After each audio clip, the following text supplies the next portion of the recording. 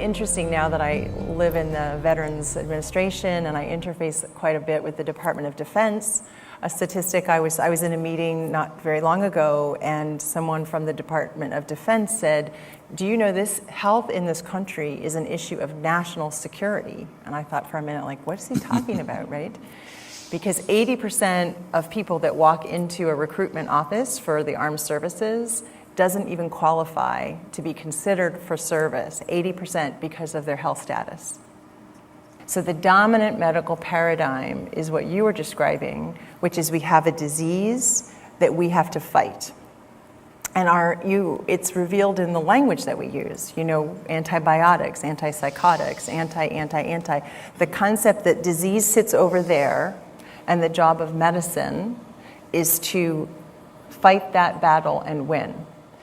So this whole concept and this approach to modern medicine has come because you need to understand when they thought of medicine, when they thought of developing some kind of medicine and a system of medical treatment, their problem was only with infectious diseases and contagious diseases.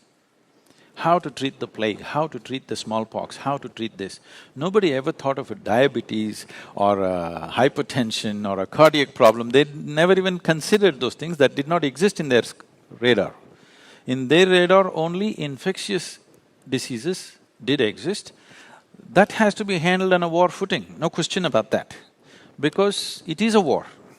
An infection means it's an invasion from another organism upon our own system, and you have to use chemical weapons. You can't shoot them. So, this whole medical system evolved from the need to handle infectious diseases, contagious diseases which were taking a huge toll on populations in those times. But today we have come to a place where people are on self-help. That is, they manufacture their own diseases, they don't wait for any infection to happen to them because now they're on self-help. They need another system of medicine, another way to approach it completely, which is the shift we are struggling to make right now. I must tell you this experience. We had a yogic hospital in our yoga center in India. We called it Yogic Hospital.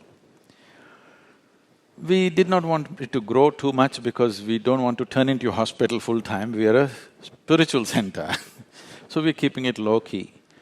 Once when I came here, I spoke and a few doctors, American doctors who were interested, they traveled to India. They came and stayed there for 3 days and after 3 days, one of the volunteers came and told me all the American doctors are up in arms, they want to leave. I said, what happened? They said, it's best that you meet them, they're just off. Then I said, okay, and I went to meet them. Then I said, what's the problem? They said, you said there is a hospital. Where is a hospital? There is no hospital here.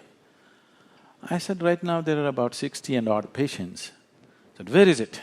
Their idea of a hospital is that there must be beds, you must treat sick well, and everybody should be… If you treat them so well, they will not want to become healthy. Where are the patients? I said, they're all in the garden, I put them to work. We give them the treatment and therapies and medication, but rest of the time I put them to work. Whatever they can do, they must do. Above all, they must sit and work barefoot and bare hands with the soil. Just being in touch with the planet, because you're just a drop of this planet, you're forgetting that.